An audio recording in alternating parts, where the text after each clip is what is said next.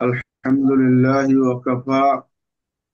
الحمد لله وكفى وسلام على عباده الذين اصطفى. وبعد. رب اشرح لي صدري ويسر لي أمري واحلل عقدة من لساني يفقه قولي رب زدني علما. سبحانك لا علم لنا إلا ما علمتنا إنك أنت العليم الحكيم. মার্কাজুল উলুম উত্তরা এর ইফতা বিভাগের শিক্ষার্থী হযরত উলামায়ে কেরাম, মহান আল্লাহ সুবহানাহু ওয়া তাআলার শাহী দরবারে আমরা শুরুতেই শুকরিয়া আদায় করছি যে আল্লাহ সুবহানাহু ওয়া তাআলা আমাদেরকে আজকের এই কাওয়াইদুল ফিকহিয়া এই কিতাবের দর্শে আমাদেরকে সম্পৃক্ত হওয়ার তৌফিক দান করেছেন। এজন্য কালেমাতুশ শুকর আদায় করছি, আলহামদুলিল্লাহ। আলহামদুলিল্লাহ।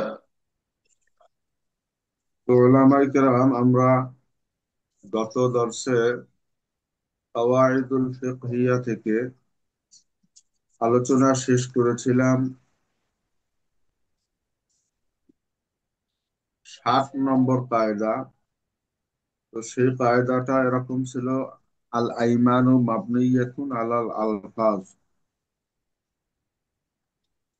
শপথের শব্দগুলো নির্ভর করবে তার উচ্চারিত শব্দের উপরে। অর্থাৎ যেই শব্দ সে উচ্চারণ করেছে শপথের বেলায় হুবহু সেই শব্দটাই ধর্তব্য হবে, সেই শব্দটাই কার্যকর হবে। আমরা সেখানে আলোচনা করেছিলাম যে কেউ যদি এইভাবে শপথ করে যে সে কোনো একজনের জন্য টাকা দিয়া কোনো কিছুই ক্রয় করবে না, এমত অবস্থায় সে যদি টাকা দিয়া খরিদ না করে, ক্রয় না করে, ডলার দিয়া কিংবা দিনার দিয়া, দিরহাম দিয়া ক্রয় করে, তাহলে তার শপথ ভঙ্গ হবে না।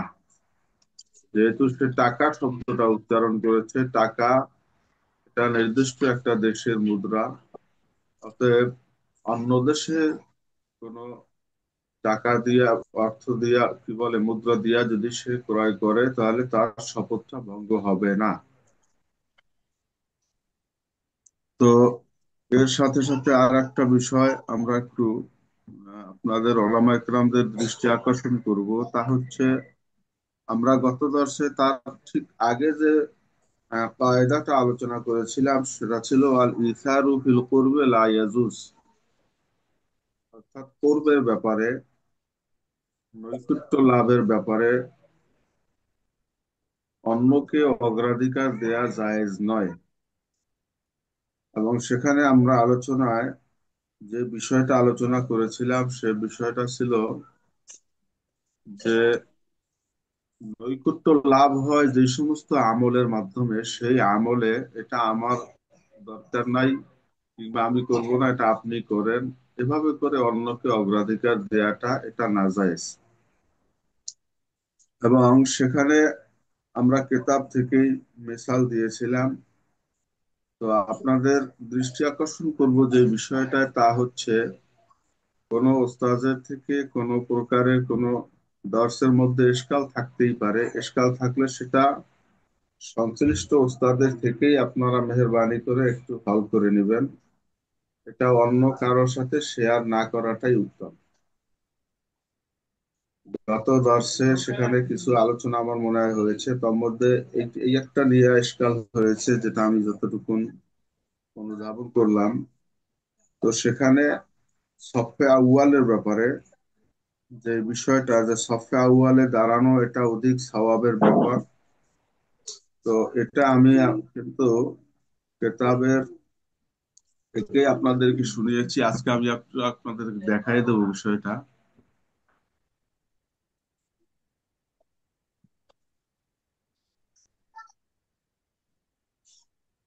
সেটা হচ্ছে এখানে দেখেন 58 নম্বর কায়দা, আল ইসারু ফিল কুরবে লা ইয়াজুজ। এখানে হাসিয়া নম্বর দেয়া আছে 1।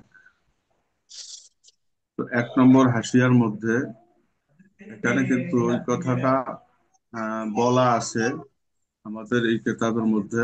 সফেল আউয়াল, সফেল আউয়ালে দাঁড়ানোটাও যে পূর্বের অন্তর্ভুক্ত, এটা আপনার এখানে ইবারতের মধ্যে আসছে এভাবে যে ক্বালা শাফিঈ রাহিমাহুল্লাহ, আল ইসারু ফিল কুরবে মাকরুহুন ওয়া ফি গায়রিহা মাহবুবুন। আল্লাহ পাকের নৈকট্য হাসিলের যে বিষয়টা, সেই নৈকট্য হাসিলের বিষয়টায় এক্ষেত্রে অন্যকে অগ্রাধিকার দেওয়াটা অবশ্যই মাকরুহ হবে।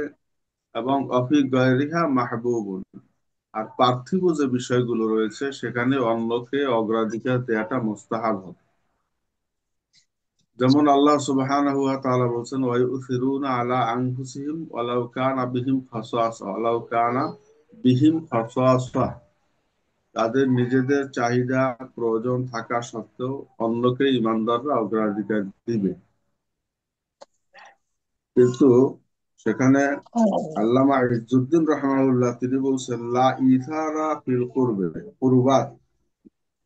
অতএব ফালা ইথারা বিমা এ তাহারা, অতএব কেউ যেন পবিত্রতা অর্জনের জন্য পানি রয়েছে, নিজের কাছে পানি রয়েছে, কিন্তু যাদের পবিত্রতা প্রয়োজন এদের সংখ্যা যদি আরো হয়, কিন্তু একাধিক লোকদের তাহারাত অর্জন করা ওই পানি দিয়া সম্ভব না হয়, সেক্ষেত্রে তিনি তার কাছে থাকা পানি দিয়া নিজে পবিত্রতা অর্জন করবেন। এই পবিত্রতা অর্জনটা এটা একটা প্রবাতের বিষয়।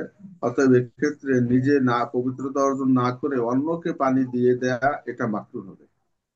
এমনি ভাবে ওয়ালা ইয়াসতুরুল আওরা ওয়ালা বিসাতরিল আওরাত, এমনি ভাবে কারো যদি কাশফে আওরাত থাকে, সে তার আওরাত ঢাকার জন্য, তার সতর ঢাকার জন্য যতটুকু কাপড় দরকার একটু তার আছে, কিন্তু অন্য একজনও যদি এরকম থাকে, সেক্ষেত্রে যেহেতু এটা ফারজ বিষয়, এক্ষেত্রে নিজে আগে সতর এটাকে ঢেকে নিবে, তারপরে থাকলে এটা অন্যকে দিবে। এবং যেটা আজকের মাওদা ইস্তেশাদ তা হচ্ছে ওয়ালা বিসফিল আউয়াল, তেমনি ভাবে প্রথম কাতারে দাঁড়ানোর বিষয়টাও অন্যকে অগ্রাধিকার দিবে না। বরং যদি আমরা গত দর্শে বলেছিলাম, যখন একজন জানতে চেয়েছিলেন যে প্রথম কাতারে আমি দাঁড়ানোর পরে যদি পিছনে কোনো সম্মানিত ব্যক্তি আসেন, তাহলে সেক্ষেত্রে আমরা কি করব। তো আমরা সেখানে বলছিলাম যে প্রথম কাতারে নিজে দাঁড়ানোর পরে অন্যকে আমরা প্রবাতের ব্যাপারে অগ্রাধিকার দিচ্ছি না, বরং তার সম্মানার্থে তাকে পিছনে রেখে আমি সামনে দাঁড়ালাম না। এটা কিন্তু প্রবাতের বিষয় ছিল না। আমরা গত দর্শে বলেছিলাম আল উমুরু মিন মাকাসিদিহা এর উসুলটা এনেছিলাম, যেখানে তার উদ্দেশ্য প্রবাত অন্যের জন্য ছেড়ে দেয়া নয়, বরং এটা ছিল অন্যকে সম্মান করা। ওস্তাদ হোক, পিতা হোক, কিংবা এরকম সম্মানিত কোনো ব্যক্তি হোক, তাকে অগ্রাধিকার দেওয়া সম্মানের বেলায়। এটা কিন্তু আমি প্রবাদটা আমার প্রয়োজন নাই কিংবা আমি নিলাম না, এটা আপনি নেন, এই উদ্দেশ্য নয়। তো এক্ষেত্রে সফটে আউয়ালে দাঁড়ানোর বিষয়টাও কিন্তু কেতাব দ্বারাই সাবেত। আমার সামনে যে কিতাব রয়েছে সে কিতাবের 46তম সাফার মধ্যে আপনার এখানে হাসিয়া নম্বর হলো 6, 5 নম্বর হাসিয়ার মধ্যে এখানে স্পষ্ট ভাবে কথাটা লেখা আছে। অতএব বিষয়টা হচ্ছে, যদি কারো কোনো এশকাল থাকে তাহলে সেটা সংশ্লিষ্ট ওস্তাদের থেকে একটু হল করে নিলেই ভালো হয়। এটা নিয়ে অন্যত্র আলোচনা না করাটাই ভালো। তো আজকে আমরা আমাদের মূল দর্শে প্রবেশ করবো ইনশাল্লাহ। তো আজকের কায়দা হচ্ছে আল বেকাউ আসহালু মিনাল ইবতিদায়ে। দেখেন, শরীয়ী বিধিবিধান অনুযায়ী বেকাটা আসহাল মিনাল ইবতিদা, অর্থাৎ একটা আমলের ভিতরে, একটা কাজের ভিতরে, চাকরির মধ্যে প্রবেশ করাটা কিন্তু সহজ, কিন্তু প্রবেশ করাটা কঠিন। বিরিদওয়ানিল্লাহ। কঠিন, কিন্তু আল বেকাউ আসাল, কিন্তু সেখানে অবশিষ্ট থাকা, সেটাকে দায়েম থাকা, উক্ত কর্মের ভিতরে সে দায়েম থাকা, এটা হচ্ছে তার জন্য আসাল বা সহজ। অর্থাৎ যেমন এখানে আমরা দেখব সরার ভিতরে যে কথাটা বলছে যে ইজা উল্লিয়াল ফাসিকু কাযিয়ান লা ইয়াসিহু। দেখেন, কোন ফাসিক ব্যক্তিকে কাজী হিসেবে নিয়োগ দেওয়াটা এটা জায়েজ, সহি নয়। তবে যদি ওয়াইন ফাসাকা, কিন্তু যদি কোনো ব্যক্তি কাজী ইতিমধ্যে নিয়োগ হয়েছে, কিন্তু কাজী নিয়োগ হওয়ার পরে সে যদি ফুসুকি করে, তখন কিন্তু তাকে সেখান থেকে সরানো যাবে না। যদিও বলছে ইল্লা ইনদাল বাগ আস্তাসনাউ আনিল কায়দা, যদিও কেউ কেউ বলছেন যে না, এক্ষেত্রেও মূলত যেটার কথা হচ্ছে, যদি সে কাজী নিয়োগ হওয়ার পরে সে ফাসেক হয়ে যায়, কিছুটি সে করে ফেলে, তাহলে তাকে ওই কাজী পদ থেকে অপসারণ হবে। এটা কতিপয় ওলামাদের মত। কিন্তু মুতলাকান কায়দা হচ্ছে যে ফাসিক ব্যক্তিকে কাজী বানানো যাবে না। তবে যদি সে ফাসিক, অর্থাৎ কাজী নিয়োগের পরে যদি সে ফুসুকি করে, তো সেক্ষেত্রে তার এই কাজী পদ থেকে অপসারণও করা যাবে না। কায়দা হচ্ছে আল বেকাউ আসহালু মিনাল ইবতিদায়। আচ্ছা, এরপরে কায়দা হচ্ছে আল বিনাউ আলা যাহিরি ওয়াজিবুন মা লাম ইয়াতাবায়্যান খিলাফু।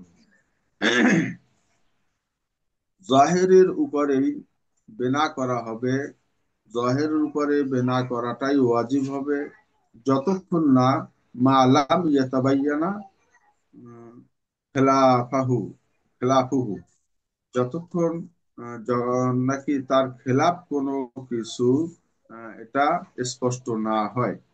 জাহেরি কথা হোক, জাহেরি কাজ হোক, এটাই বিবেচ্য হবে যতক্ষণ না জাহেরের বিপরীত কোনো সুস্পষ্ট প্রমাণ পাওয়া না যায়। তখন সেক্ষেত্রে যদি এরকম প্রমাণ পাওয়া যায়, তখনকার হিসাব ভিন্ন, তখন এটা ফয়সালা হবে। কিন্তু বাহ্যিক ভাবে, জহেরি ভাবে যেটা আছে সেইটার উপরেই বেনা হবে শরীর বিধি অনুযায়ী। আচ্ছা, যেহেতু ওলামায়ে কেরাম, আমরা যেহেতু এখানে সকল কায়দাগুলো আলোচনা করতে পারবো না। আমরা গত দর্শেও বলেছিলাম যে প্রায় 426টার মতো কায়দা রয়েছে আমাদের নির্ধারিত দর্শের মধ্যে। আমাদের যেগুলো বেশি প্রয়োজনীয় এবং আমাদের জন্য যে যে বেশি গুরুত্বপূর্ণ আমরা মনে করব সেগুলো আমরা ইনশাল্লাহ আলোচনা করে সামনে অগ্রসর হব। তো সেই ধারাবাহিকতা এবারে হচ্ছে 64 নম্বর কায়দা, আল বাইয়িনাতু হুজ্জাতুন মুতাআদ্দিয়াতুন ওয়াল ইকরারু হুজ্জাতুন কাসিরা। যদি দলিল থাকে, যদি প্রমাণ থাকে, তাহলে সেই প্রমাণিত বিষয়টা এটা হুজ্জাতুন মুতাআদ্দিয়া, এটাই হচ্ছে প্রতিক্রিয়াশীল দলিল, প্রতিক্রিয়াশীল দলিল। আর ইকরারু হুজ্জাতুন কাসিরা, আর দলিলের বাহিরে যদি কেউ কোনো বিষয় মনে করেন ইকরার করে, স্বীকারোক্তি করে, তাহলে সেক্ষেত্রে এটা হবে একটা সীমাবদ্ধ তার দলিল।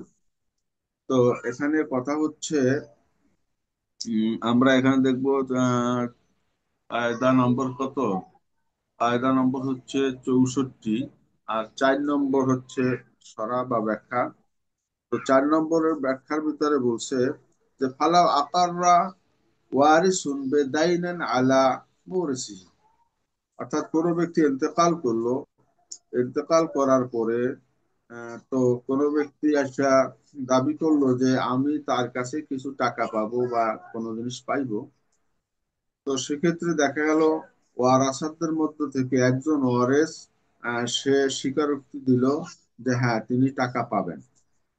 তো সেক্ষেত্রে বাকিল ওয়ারাসা আনকারু জালিক, আর অন্যান্য ওয়ারিস যারা এটাকে অস্বীকার করলো যে না তার কাছে কোনো টাকা কেউ পাবে না। তো সেক্ষেত্রে আহ, এখন কি করা হবে, একজন ওয়ারিস তো অলরেডি স্বীকারোক্তি দিয়েছে যে তিনি তার কাছে অন্য একজন ব্যক্তি টাকা পাবে। এমত অবস্থায় যেহেতু দলিল নাই এবং বাকি ওয়ারিস যারা রয়েছেন তারা সকলেই বিষয়টাকে অস্বীকারও করেছেন, বাকি ওয়ারিসরা এটাকে অস্বীকার করেছে এবং কোনো দলিল বা প্রমাণও উপস্থাপন করতে পারে নাই। তো সেক্ষেত্রে যেই ব্যক্তি স্বীকারোক্তি দিয়েছে ওই ব্যক্তির জন্য এই ঋণটা পরিশোধ করে দেয়া ওয়াজিব হবে। আর বাকি যেহেতু দলিল নাই এবং যারা স্বীকারও করে নাই, সেক্ষেত্রে অন্যদের উপরে এই ঋণটা কার্যকর হবে না।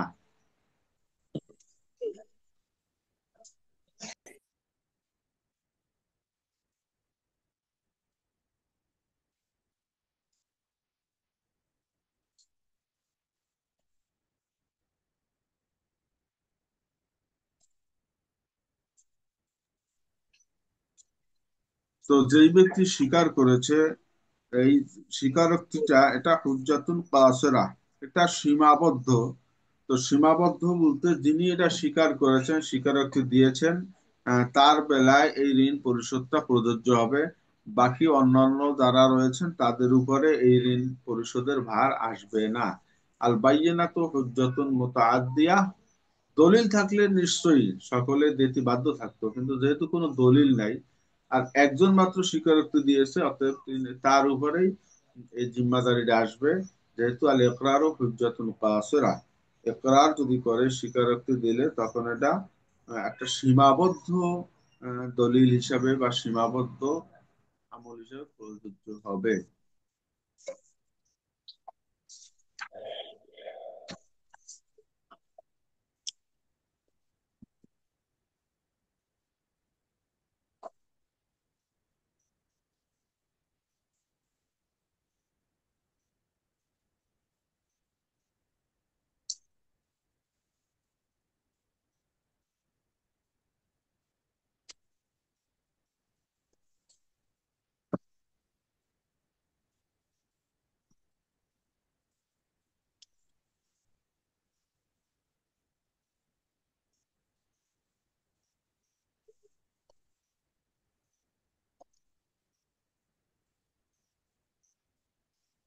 আচ্ছা, এরপরে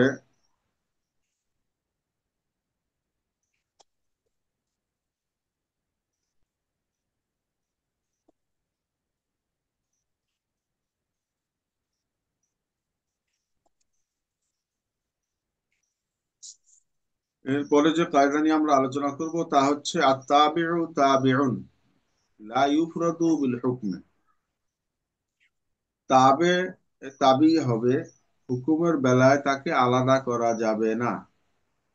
এখানে আমরা যদি মেসাল অনুসন্ধান করি, মেসালটা হচ্ছে যখন কোনো ব্যক্তি একটা পশু ক্রয় করলো, আর ফি বাতনিহি জানিন, আর যদি তার পেটের ভিতরে বাচ্চা থাকে, তো সেক্ষেত্রে সেই বাচ্চাটা মূল যে পশুটা রয়েছে সেই পশুর তাবে হবে।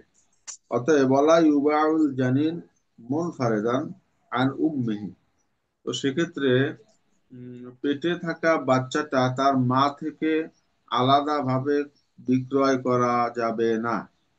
হ্যাঁ, তো আত্তাবিউ তাবিউন লা ইউফরাদু বিল হুকমে, তাবে তাবেই থাকবে, যেটা হুকুমের বেলায় তাকে ইনফিরাদি অর্থাৎ তাকে আলাদা করার সুযোগ নেই। মায়ের পেটে বাচ্চা যদি থেকেও থাকে, মা ক্রয় বিকৃত হয়ে গেছে, অর্থাৎ মূল পশুটা জন্তুটা ক্রয় করেছে, জন্তুর পেটে বাচ্চা থাকলেও সেই বাচ্চাটাও এই মূল জন্তুর সাথেই ক্রয় বিক্রয় হয়ে যাবে। এর পরের কায়দা হচ্ছে আত্তাবিউ লা ইউতাকাদ্দামু আলাল মাতবু'i, আত্তাবিউ লা ইয়াতাকাদ্দামু আলাল মাতবু, তবে মাতবু এর উপরে মোকাদ্দাম হবে না। অর্থাৎ আমরা যারা ইমাম সাহেব আছি বা আমরা যারা মুক্তাদি হিসেবেও নামাজ আদায় করি, আমরা হলাম তাবে, ইমাম সাহেব হলেন মাতবু। ইমামের পিছনে যারা তার ইক্তেদা করে তারা হচ্ছে মুকতাদি, অর্থাৎ আমরা ইমামের অনুসরণ করেই নামাজ আদায় করে থাকি, বা যারা ইমাম আছি আমাদেরকে অনুসরণ করেই মুক্তাদিরগণ নামাজ আদায় করে থাকেন। তো সেক্ষেত্রে ইমামের আগে মুক্তাদির কোনো বিষয়ই অ্যাডভান্স হওয়া على বা متبوعي. সামনে অগ্রসর হওয়া যাবে না। না দাঁড়ানোর বিষয়, না কোনো আমলের বিষয়। তাকবীরে তাহরিমা যেমন, এটা ইমাম সাহেবের আগে যদি কোনো মুক্তাদি করে ফেলে তাহলে তার তো নামাজ হবে না। তো আত্তাবিউ লা ইয়াতাকাদ্দামু আলাল মাতবু'i, তাবে সে মাতবু'ের থেকে অগ্রসর হবে না, মাতবু'ের আগে কোনো কিছুই তাবে করতে পারে না। যেহেতু যার অনুসরণ করে তিনি আগে করবেন, আর যিনি অনুসরণ করবেন তিনি পরে করবেন, এইটাই হচ্ছে কায়দা, এটাই হচ্ছে নিয়ম, বা এটাই হচ্ছে বিধান। কায়দা হচ্ছে আত-তাবিউ লা ইয়াতাকাদ্দামু আলাল মাতবু'i। এর পরের যে কায়দা তা হচ্ছে আত-তাবিউ ইয়াসকুতু বিসুকুতিল মাতবু'i, তাবে সে মাতবু'ের সুকুতের কারণে তাবেও সাকেত হয়ে যাবে। আচ্ছা, তো একটা হচ্ছে তাবে, আর একটি বিষয় হচ্ছে মাতবু। তো সেক্ষেত্রে যেমন এখানে ধরে নেন, যদি কোনো ব্যক্তি ঋণগ্রস্ত হয়েছে বা ঋণ দেয়া নেওয়া হয়েছে, সেখানে তৃতীয় আরেকজন জামিন হয় অনেক সময়। তো জামিন ব্যক্তি হচ্ছে যিনি ঋণ গ্রহীতা, তিনি যদি দিতে ব্যর্থ হন বা অস্বীকার করেন, তখন সে এটা জামিনের কাছে দাবি করবে। কিন্তু এই ঋণটা যদি কোনো ক্রমে আহ, মওকুফ হয়ে যায়, ঋণটা যদি অথবা আদায় হয়ে যায়, বা ঋণটা যিনি ঋণ দাতা তিনি যদি এটাকে ক্ষমা করে দেন, তো সেক্ষেত্রে তার যে তাবে ছিল, অর্থাৎ তার যে জামিন ছিল, এই জামিনের উপর থেকেও তার জামানত রহিত হয়ে যাবে। আর তাবিউ ইয়াসকুতু বিসুকুতিল মাতবু'i, মাতবুয়ের সুকুতের দ্বারা তাবেও সাকেত হয়ে যাবে। অর্থাৎ মাতবুয়ের কাছে যদি তারটা ক্ষমা করে দেয়া হয়, এরপরে আর তার জামিনের কাছে দাবি করা যাবে না যে আপনি যেহেতু জামিন অতএব টাকাটা আপনাকে দিতে হবে, এরকমটা বলার কোনো সুযোগ নেই।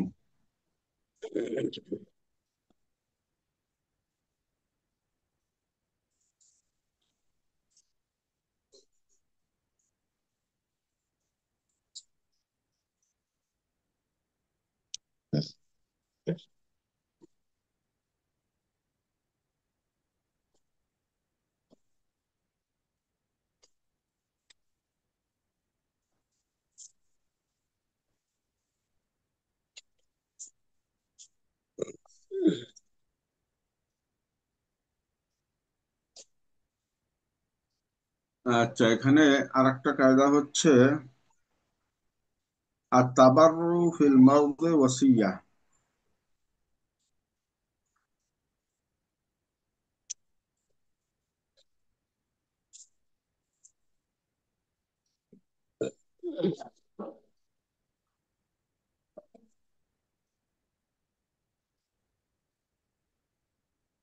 আচ্ছা, এখানে আর একটা বিষয় হচ্ছে কায়দা হচ্ছে তাখিরুল বায়ানি আন ওয়াক্তিল হাজাতি লা ইয়াজুজ।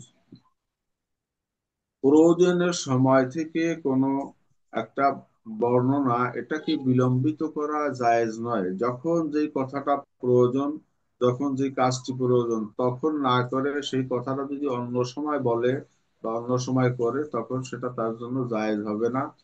যখনকার কথা তখন বলবে, যখনকার কাজ তখন করবে। এটা আমরা ওলামায়ে কেরাম সবাই বুঝি। এরপরে কায়দা হচ্ছে আর তাকিদু ইলা মুদ্দাতিন লা ইয়াইশুল ইনসানু গালিবান তাবিদ। এই কায়দার অর্থ হচ্ছে আর তাকিদু ইলা মুদ্দাতিন, সময় দেওয়া একটা নির্দিষ্ট একটা সীমার জন্য। অর্থাৎ কোনো একটা লেনদেন হয়েছে বা চুক্তি হয়েছে, চুক্তিটার সীমা হচ্ছে একটা নির্দিষ্ট মেয়াদ দেওয়া হয়েছে। যেই মেয়াদটা সাধারণত লা ইয়াইশুল ইনসানু গালিবান, এত লম্বা একটা মেয়াদ দেওয়া হয়েছে যে সাধারণত সেই মেয়াদ পর্যন্ত কোনো মানুষ বাঁচে না। লা ইয়াইশুল ইনসানু গালিবান, এমন একটা মেয়াদে চুক্তিটা করা হয়েছে যে আমি আপনার থেকে বা আপনি আমার থেকে এইটা গ্রহণ করবেন, ভোগ করবেন, বা আমার এই জমিটা আপনি ভোগ করবেন। যেমন কেউ বলে দিল যে 200 বছর। তো 200 বছর সাধারণত কোনো মানুষ বেঁচে থাকে না। তো এই জন্য বলছিলাম মুদ্দাতান লা ইয়াইশুল ইনসানু গালিবান, অধিকাংশ ক্ষেত্রে বা সাধারণভাবে মানুষ বাঁচে না যেই মেয়াদে, এমন কোন মেয়াদের মেয়াদকে চুক্তির আওতায় আনা বা মেয়াদ দেয়া, যেই মেয়াদে সাধারণত মানুষ বেঁচে থাকে না। যদি এরকমটা হয়েই থাকে তখন সেটা তাবিদ হবে। অর্থাৎ তখন আহ, এই মেয়াদটা দিয়ে বোঝা যাবে তাবিদ, অর্থাৎ তার স্থায়ী ভাবেই সে যেন তাকে এটা দিয়া দিল। একটা জমি, মনে করেন কেউ কাউকে দান করলো, বললো যে আপনি আমার এই জমিটা 200 বছর খাবেন বা 200 বছর ভোগ করবেন। তো 200 বছর পর্যন্ত যেহেতু মানুষ বেঁচে থাকে না, অতএব এই বিবেচনায় তার এই কথাটা মূলত এই জমিটা স্থায়ীভাবে আপনি ভোগ করবেন, এটাই অর্থ প্রদান করবে। আচ্ছা,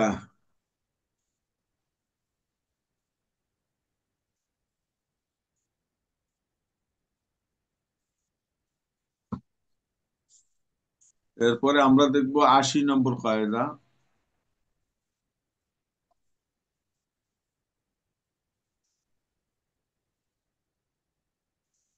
80 নম্বর কায়দা হচ্ছে,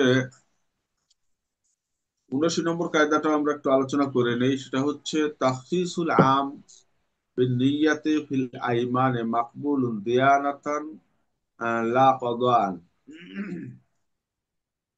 কোন ব্যক্তি কোন শপথের মধ্যে নিয়াত করলো আম, কিন্তু তার মধ্যে, অর্থাৎ তার মনের মধ্যে রয়েছে খাস।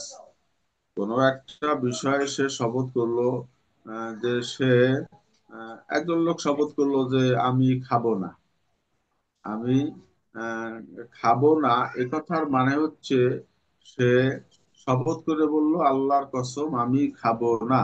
তো সেক্ষেত্রে এই খাবো না এই কথাটা যদিও আম, কিন্তু সে মনে মনে এটা দিয়ে সে নিয়াত করেছে সে এই জায়গায় বা এই শহরে খাবে না, সে অন্যত্র অন্য শহরে গিয়ে খাবে।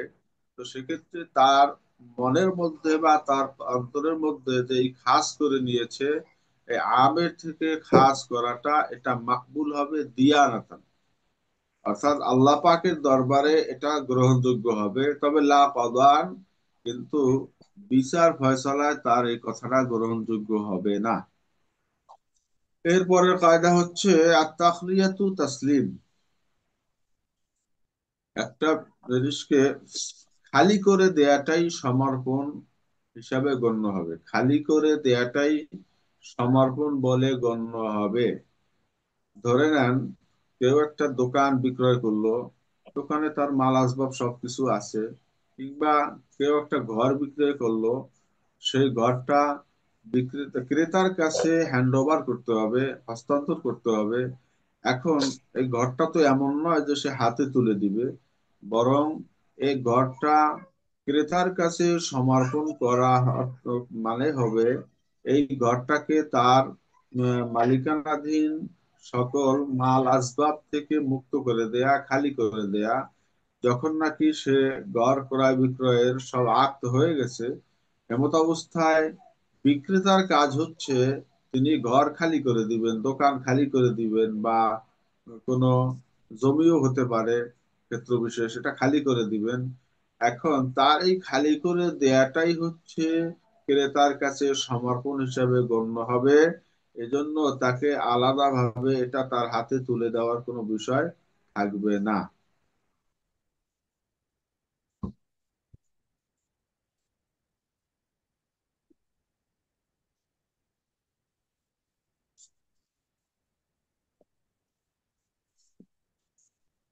আচ্ছা, এরপরে দেখি আমরা 81 নম্বর কায়দা, তারজিহু লা ইয়াকুনু বিকাসরাতিল আদাদ। তো আমরা গণতান্ত্রিক সিস্টেমে আমাদের গণতন্ত্রের যেটা রুল সেটা হচ্ছে মেজরিটি মাস্ট বি গ্রান্টেড, অধিকাংশ যেটা বলবে সেটাই আইন বা নিয়ম হিসেবে গণ্য হবে, কিন্তু এটা শরিয়াহ সম্মত আইন নয়। আর তারজিহ, কোনো একটা বিষয়কে অগ্রাধিকার দেয়া, এটা হালাল হওয়া বা হারাম হওয়া, এটা জায়েজ বা নাজায়েজ হওয়া। অধিকাংশ লোক তারা একটা বিষয়ে মতামত দিতে পারে, কিন্তু সেটা অনেক সময় হতে পারে যে এটা সঠিক নয়, বরং অল্প সংখ্যক লোক যেই বিষয় যে ব্যাপারে মতামত দিয়েছে সেটাই সঠিক। অতএব কোনো একটা বিষয়ে অগ্রাধিকার দেওয়াটা অধিক জনসমর্থনের উপরে নির্ভর করবে না। অধিক জনসমর্থনের দ্বারাই একটা বিষয় এটা সঠিক বলে বা সঠিক হিসাবে গণ্য হবে না। যেমন আমরা তো এর আগেও জানি, আল্লাহ সুবহানাহু ওয়া তাআলা পবিত্র কোরআনুল কারীমের মধ্যেও বলেছেন, বাল আকসারুহুম লা ইয়াকিলুন, বাল আকসারুহুম লা ইয়ালামুন। তো অধিকাংশই কিন্তু যাদের এলম কম, যাদের আকল কম, অধিকাংশই কিন্তু জ্ঞান কম।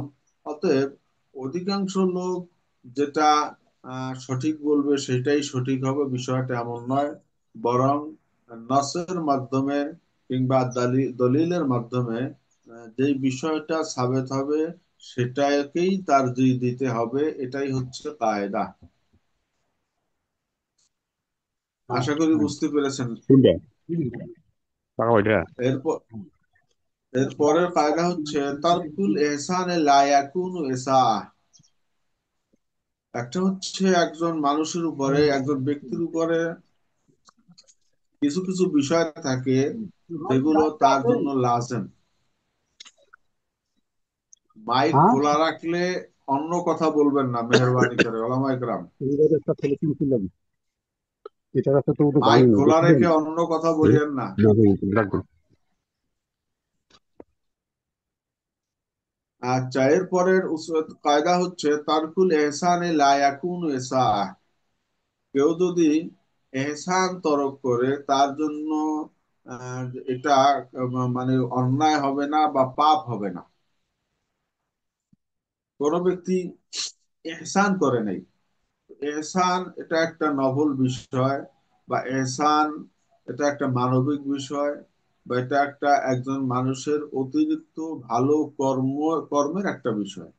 তো সেক্ষেত্রে সে অতি ভালো করলে ভালো হইতো, কিন্তু সে করে নাই, কিন্তু না করার কারণে তাকে দোষী সাব্যস্ত করাও যাবে না। যেমন আমাদের এখানে এই কিতাবের মধ্যে যে মিসালটা আনা হয়েছে তা হচ্ছে কোনো ব্যক্তি একটা শিশুকে দেখতে পেল যে আহ, সেই শিশুটা নদীর পাড়ে হোক অথবা কোনো ডোবা নালার পাশে হোক, তো এরকম একটা জায়গায় সে অবস্থান করছে। এটা দেখে তার উচিত ছিল, তার জন্য একটা এহসান হতো, তার একটা ভালো কাজ হতো যে সে ওই শিশুটাকে ওখান থেকে উদ্ধার করে নিয়ে তার অভিভাবকের হাতে তুলে দিবে। কিন্তু সেটা না দিয়ে সে যদি এমনটা করে যে সে সেখান থেকে চলে গেছে, তো চলে যাওয়ার কারণে ওই শিশুটা, আল্লাহ না করুক যদি ওই শিশুটা ক্ষতিগ্রস্ত হয়, বিপদগ্রস্ত হয়, তো সেক্ষেত্রে উম, তাকে অপরাধী সাব্যস্ত করে তাকে বিচারের আওতায় আনা হবে, এরকমটা সুযোগ নেই। এটা শরিয়াহ সমর্থন করবে না। কারণ তার জন্য এটা লাজিমি ছিল না, তার জন্য ফরজ ওয়াজিব কিছু ছিল না। বা সে তার সাথে কোনো এমন শর্ত বা কন্ডিশনও ছিল না। তেমন অবস্থায় সে একটা এহসান করে নাই।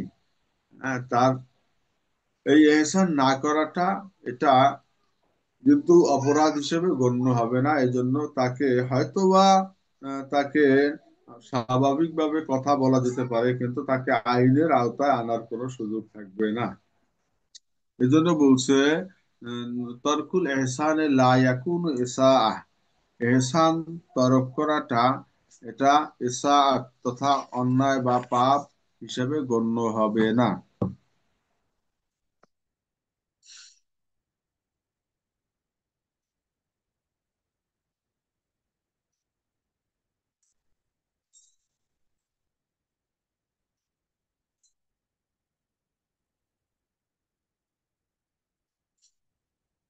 এখানে আমাদের সরার ভিতরে যে কথাটা বলছে যে হ্যাঁ, মান মাররা বিইমরাতিন ওয়া সাবিয়্যান ফিল মাফাজা ফাহুয়া ইয়াকদিরু আলা নাকলিহি।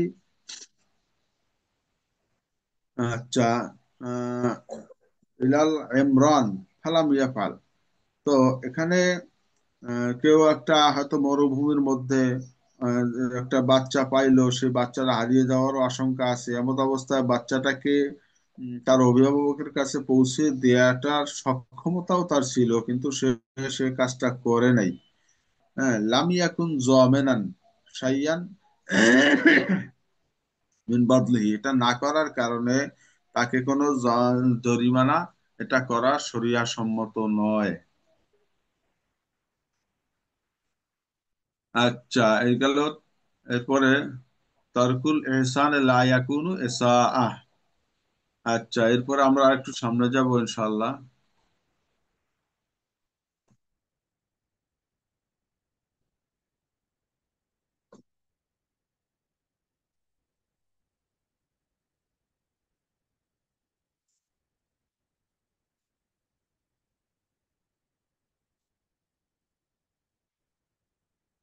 যেমন এখানে আর একটা কায়দা হচ্ছে 82 নম্বর কায়দা, তা হচ্ছে তালিকুল আমলাক বিল আখতারে বাতিলুন আর তালিকু জাওয়ালিহা বিল আখতারে জায়েজুন। তো মালিকানা প্রতিষ্ঠিত হওয়ার ব্যাপারে যদি কোনো ত্রুটিপূর্ণ শর্ত করা হয়, তাহলে তার এই মালিকানাটা বাতিল বলে গণ্য হবে। কিন্তু তালিকু জাওয়ালিহা বিল আখতার জায়েজুন, কিন্তু মালিকানা দূরীভূত হওয়ার ব্যাপারে যদি কেউ ত্রুটিপূর্ণ কোনো শর্ত আরোপ করে, তখন তার জন্য এটা জায়েজ হবে, অর্থাৎ তার মালিকানা দূরীভূত হবে।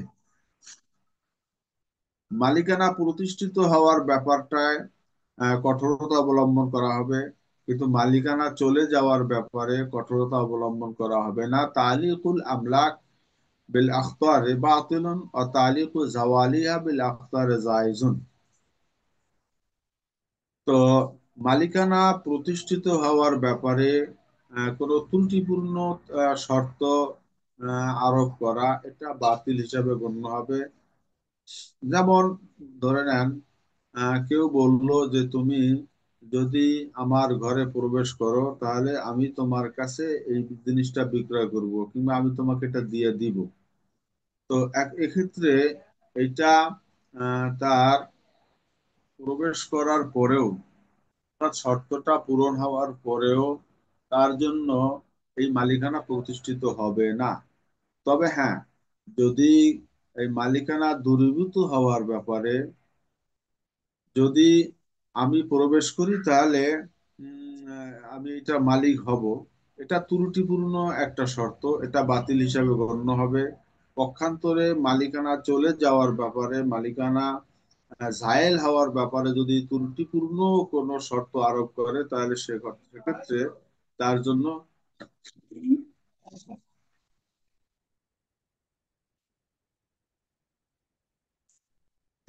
সেটা প্রযোজ্য হবে।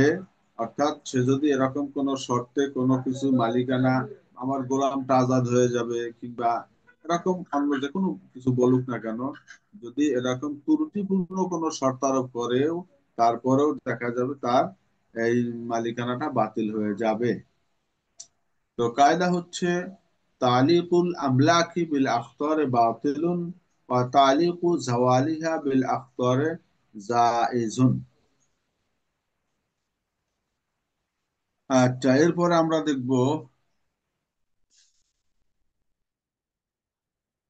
আত-তায়িন বিল উরফি কাত-তায়িন বিন নাসি। তো সমাজে প্রচলিত কোনো একটা বিষয় যদি নির্দিষ্ট থাকে, তাহলে এটাও নসের মাধ্যমেই নির্দিষ্ট হিসাবেই গণ্য হবে। এটা আমরা গত দর্শেও আমাদের এরকম কায়দা গেছে যে সমাজে প্রচলিত যে বিধান বা নিয়ম, এই নিয়মটাও কিন্তু নসের মতোই স্পষ্ট হবে।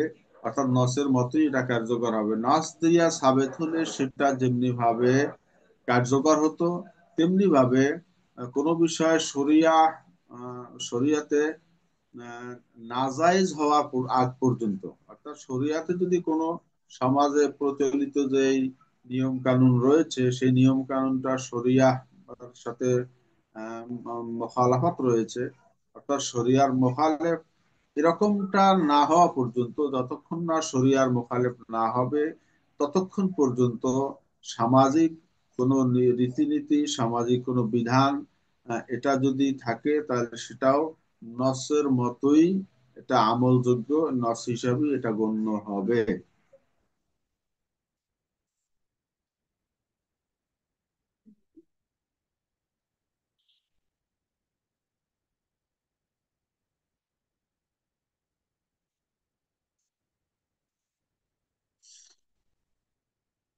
আচ্ছা, এরপরে আমরা দেখব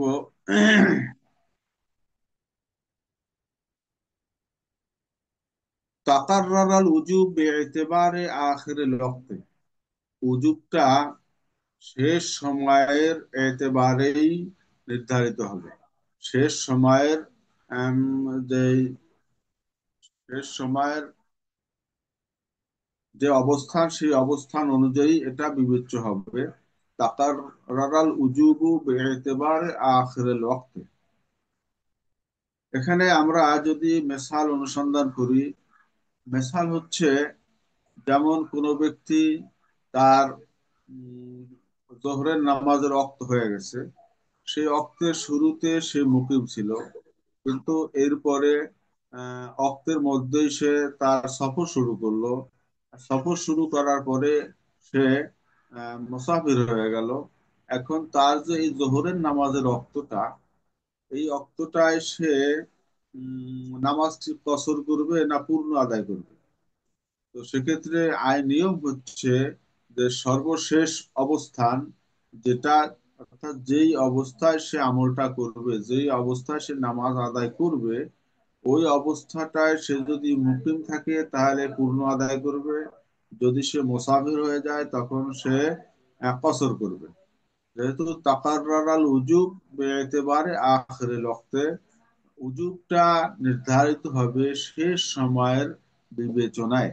অর্থাৎ সর্বশেষ তার যে অবস্থা, সেই অবস্থার বিবেচনায় উজুবটা এখানে নির্ধারিত হবে। অতএব সে যদি নামাজ আদায়ের সময় মুসাফির হয়ে থাকে, তাহলে তার জন্য সালাত আদায় করতে হবে কসর হিসাবেই। আর কায়দা হচ্ছে তাকাররাল উজুব বেএতেবারে আখিরিল ওয়াক্তে। আচ্ছা, এরপরে 91 নম্বর যে কায়দা, তা হচ্ছে তাকয়ীদুল মুতলাকে লা ইয়াজুজু ইল্লা বিদালিলিন। সাধারণত কোনো একটা সাধারণ একটা বিষয় যেটা সকলের জন্যই অধিকার রয়েছে, এমন কোন একটা বিষয়ে লা ইয়াজুজু ইল্লা বিদলিল। তো সেই সাধারণ বিষয়টাকে কারো জন্য নির্দিষ্ট করা কিংবা এটা কারো বিশেষ করে নেয়া, এটা জায়েজ নয় কোনো দলিল ছাড়া। যেটা আহ, জনসাধারণ সকলের জন্য উন্মুক্ত, সকলের ব্যবহারের অনুমতি আছে, এটাকে নির্দিষ্টভাবে কারোর জন্য কোনো দলিল ছাড়া, তার মালিকানার কোনো প্রমাণ ছাড়া এটাকে কোনো তাকয়ীদ করা, এটাকে কি করা, কোনো কায়েদ লাগানো, এটাকে কারোর জন্য নির্ধারণ করা এককভাবে, এটা জায়েজ হবে না দলিল ছাড়া বা প্রমাণ ছাড়া।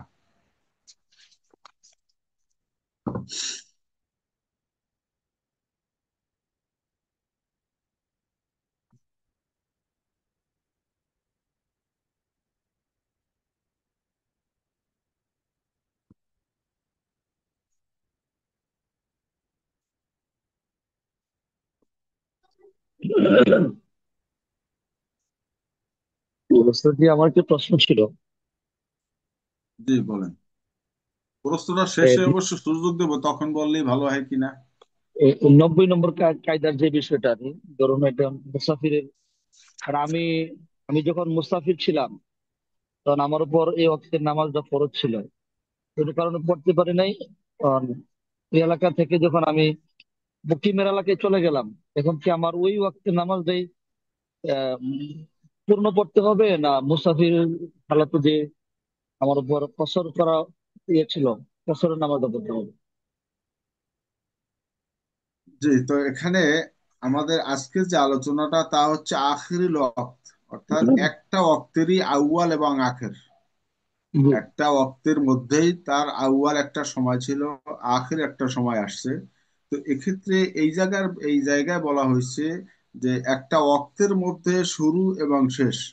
তো শুরুটা বিবেচ্য হবে না, যে তার তো একামতে বা মুকিম থাকা অবস্থায় তার উপরে এটা ফরজ হয়েছিল, এখন সে মুসাফির হয়েছে, তখন সে কি করবে, তখনকার হুকুম এইটা। বাকি যেটা কাজা হবে বা যেটা কাজা করবেন, সে যেই অবস্থায় কাজা হয়েছে তখনকার আপনার উপরে যেটা নির্ধারিত ছিল, আপনি সেটাই পরবর্তীতে কাজা করবেন। অবস্থা যে যদি জোহর নামাজ আমার উপর 4 রাকাত, তো 2 রাকাত কসর করার কথা ছিল। এবার আমি মুকিম এলাকায় চলে গেছি, এখন কি আমাকে 2 রাকাতই পড়তে হবে না চার হ্যাঁ, রাকাতে আপনার কাজা যেটা হয়েছে আপনি সেটাই কাজা করবেন।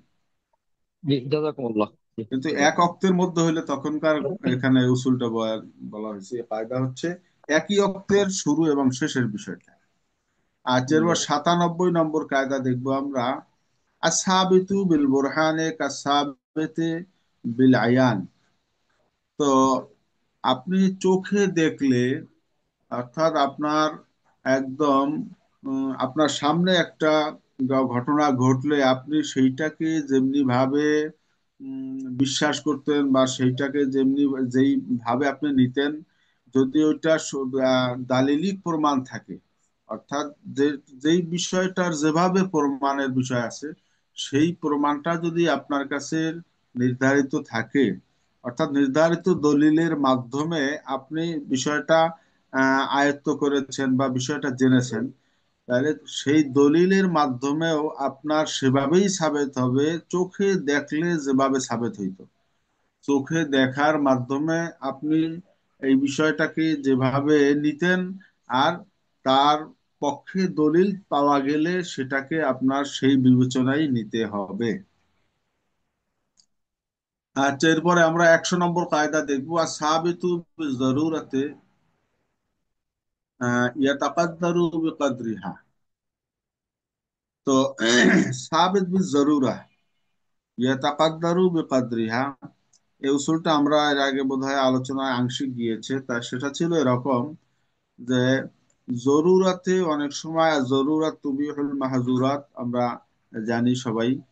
তো জরুরাত বা বিশেষ প্রয়োজন, একান্ত প্রয়োজন যদি হয়, তো সেক্ষেত্রে অনেক সময় নিষিদ্ধ বা হারাম জিনিসও অনেক সময় হালাল হয়, নিষিদ্ধ জিনিসও বৈধ হয়।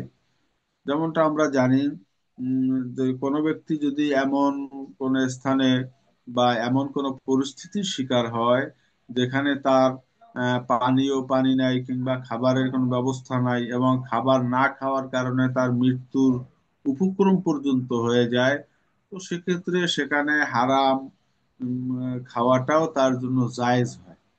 কিন্তু কথা হচ্ছে যে তার এই জরুরতে এখন হারাম খাওয়াটা জায়েজ হলো, কিন্তু সেই হারামটা সে কি পরিমাণে খাবে? এটা কি একেবারে পেট পুরে পর্যাপ্ত পরিমাণে ভালো মতো খাবে, নাকি সে তার হুকুম কি হবে?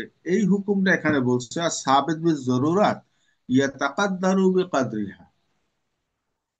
জরুরতের সময় কোনো বিষয় যদি তার হালাল সাবেত হয়ে থাকে, তাহলে যতটুকুন জরুরত ততটুকুনই তার জন্য বৈধ হবে। অর্থাৎ ওই সময় যতটুকুন খেলে তার জীবন বা প্রাণ রক্ষা হয় ততটুকুন পরিমাণ খাবে। যে মদ কোনোদিন খেতে পারে নাই, কিন্তু ডাক্তার, অভিজ্ঞ দিনদার ডাক্তারেরই বক্তব্য হচ্ছে অমুক আহ, পণ্য দিয়ে বা অমুক জিনিস উপাদান থেকে তৈরি কিন্তু মদ আপনাকে খেতে হবে। তো সেক্ষেত্রে 1 চামচ 2 চামচ খেতে হবে হয়তো বা ডাক্তার বললেন, কিন্তু কেউ যদি চিন্তা করে যে আমি কখনো তো মদ খাওয়ার সুযোগ পাই নাই, তো এখন তো এটা আমার জন্য বৈধ হয়েছে, অতএব আমি এইবার একটু ভালো মতো তৃপ্তি সহকারে খেয়ে নেই, এটা তার জন্য হালাল হবে না, এটা তার জন্য জায়েজ হবে না। আর কায়দা হচ্ছে আস-সাবিতু বিজ-জরুরাতে ইয়াতাকাদ্দারু বিকাদরিহা। জরুরতে কোনো জিনিস যদি হালাল বা বৈধ সাবেত হয়, তো যতটুকুন জরুরত ততটুকুনই তার জন্য হালাল হবে, এর অতিরিক্ত নয়।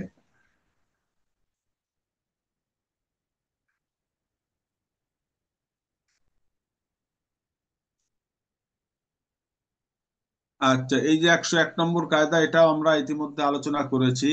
আর সাবিতু বিল উরফে কা সাবিতু বিন নসে, সমাজে প্রচলিত কোনো অর্ফ যদি থাকে, প্রচলিত কোনো নিয়ম যদি থেকে থাকে, তাহলে সে নিয়মটাও যতক্ষণ না শরীয়তের খেলাফ না হয়, খেলাফ হয় ততক্ষণ পর্যন্ত এটা নসের মাধ্যমে সাবেত হিসেবেই গণ্য হবে। আমরা গত দর্শে এটা নিয়ে মোটামুটি বিস্তারিত আলোচনাই করেছিলাম, আজকে এটা নিয়ে আর আলোচনা করব না। এরপরে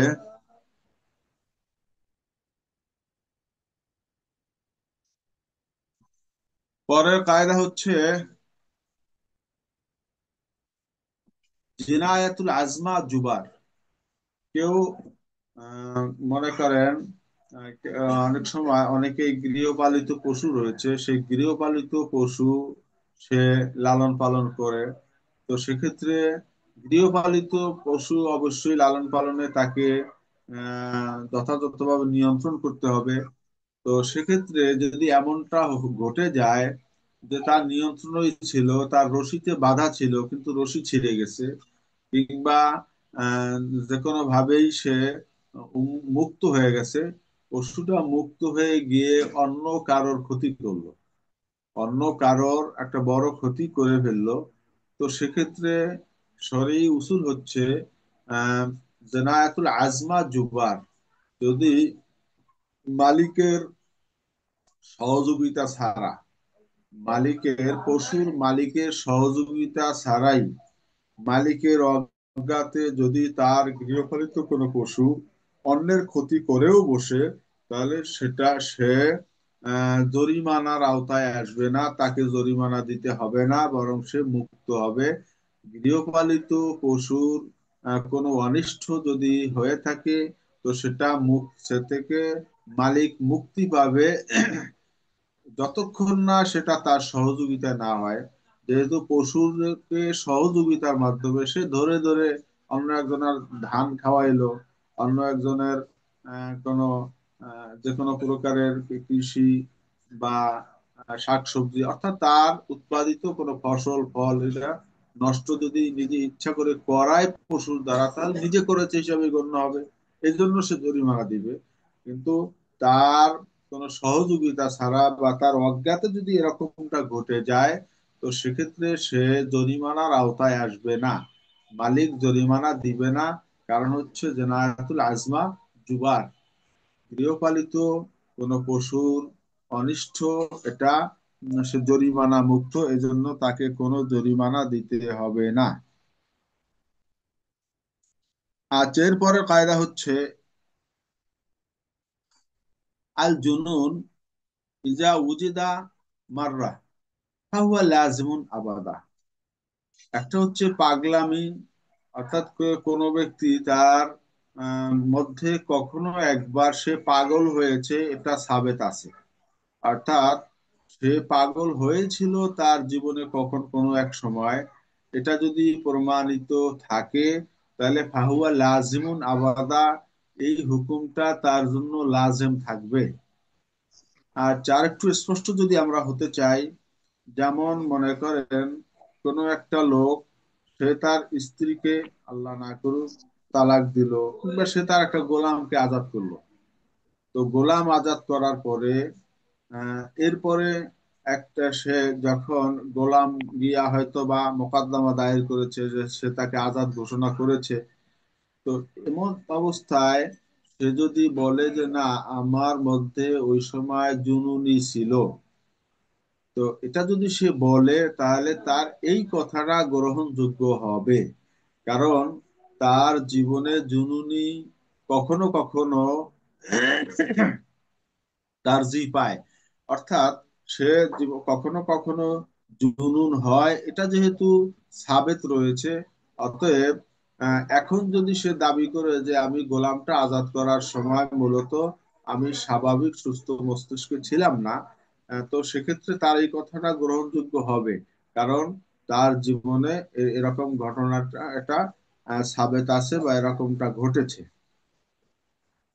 তো কায়দা হচ্ছে আল জুনুন ইজা উজিদা মাররা ফাহুয়া লাজিমুন আবাদা, তখন তার এইটা সব সময় লাজিম হবে, যখন সে বলবে যে আমি এই অবস্থায়, তখন তার এটা গ্রহণযোগ্য হবে।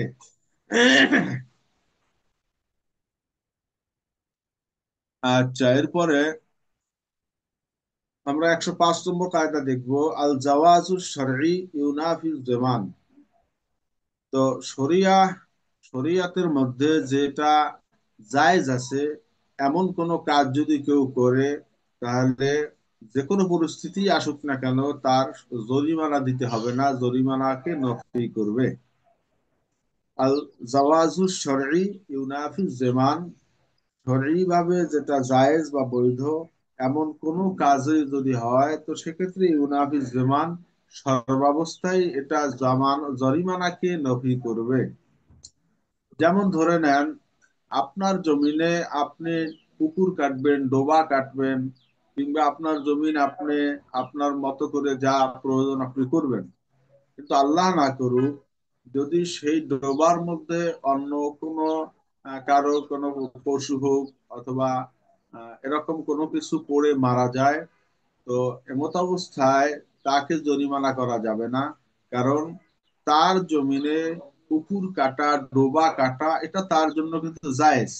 অতএব এটা তার বৈধ কাজ, বৈধ চর্চা সে করেছে।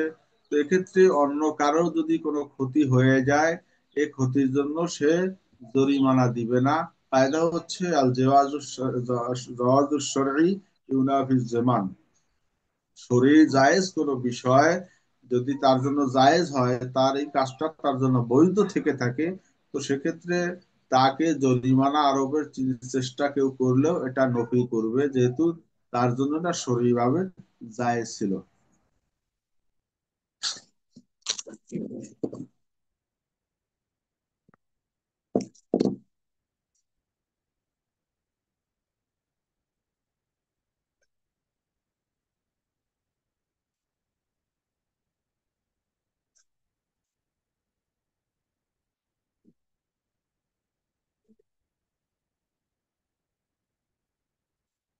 তো আমরা আজকের এই 105 নম্বর কায়দা ইনশাল্লাহ আমরা শেষ করতে চাচ্ছি। তো ওলামা হযরত কারোর কোনো ইশকাল আছে কিনা আজকের দর্শের ব্যাপারে, কারোর কোনো প্রশ্ন আছে?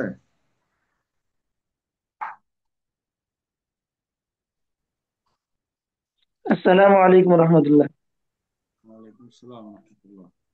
হ্যাঁ, উস্তাদ জি বলতেছিলাম, জননী হালতে এই কোনো কিছু করা অর্থাৎ আযাদ করা, এটা কি শুধু গোলামের ক্ষেত্রে নাকি মহিলাকে তালাক দিলে তালাকের ক্ষেত্রেও হবে?